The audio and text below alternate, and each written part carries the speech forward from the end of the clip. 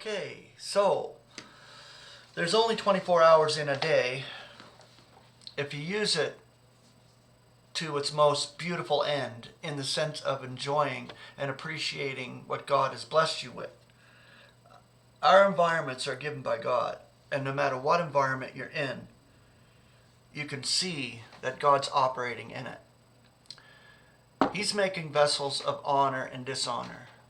And those who are made as vessels of dishonor now, it's only temporary. And it's a temporary backdrop of evil on purpose to have the contrast. My experience yesterday was beautiful, beautiful contrastive operation of God, in the sense of where I was a couple of days ago in the chaos and pressure of the world. He puts you in these situations on purpose to give you that appreciation in your heart and to change your mind and have a change in that way. He's changing each one of us, inside of us, and each one has their measure. Each one has their growth. And the growth is just so powerful when you appreciate what God is doing. Understanding He's the one that's operating in all, through all, and for all. It's not against us. It's not against humanity. God is not against humanity at all. He is making something beautiful out of humanity, out of the same lump. So we're all in this together in that way, from the standpoint of Him being the creator and we being the creatures. And this includes all that He creates. Here's a few pictures from yesterday.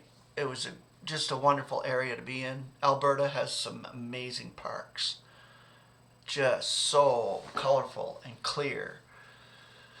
And God blessed me with some amazing fish. So it was a good day all around. Okay, so we'll just continue here reading a bit out of this Unsearchable Riches today. God's law, consequently, in recognition of this grace, Paul, even while his flesh served sin's law, was slaving for God's law of grace and peace with his mind. Romans 7:25. This enslavement of mine was a daily rescue from the wretchedness of his acute awareness of his failures and infirmity in the flesh. God's law for dealing with sin is for him to give up his own Son to the death of the cross. God's law is a law of grace and gratuitous giving. It is a law of love, but also, as must be, because it reflects what God is, it is a law of righteousness, which does that which is right and makes all right. In carrying out this law, God accomplishes that which is impossible for the law, which He set over Israel to do.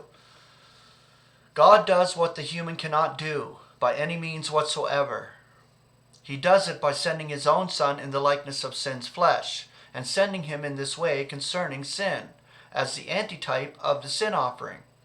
2 Corinthians 5:21, in order to condemn sin in the flesh to its final extermination.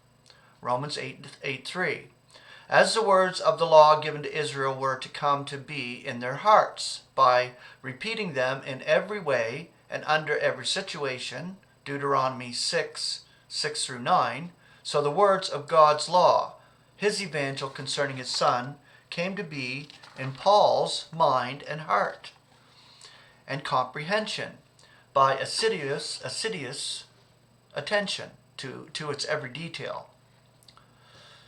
This enslaved attention was his obedience, or the Greek elements of obedience is under hearing, to Christ's obedience to the death of the cross. Philippians 2:8. When Paul cried out to God for deliverance from the splinter in the flesh, added to his excessive sufferings of his ministry, the Lord protested, "Sufficient for you is my grace." 2 Corinthians 12:8-9. Paul's complaint was in fact a matter of coveting what God had not given him.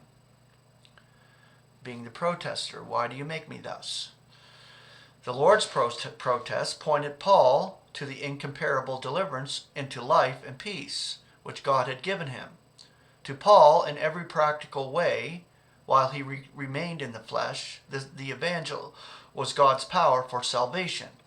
Romans 1:16. Full salvation from all wretchedness in the future.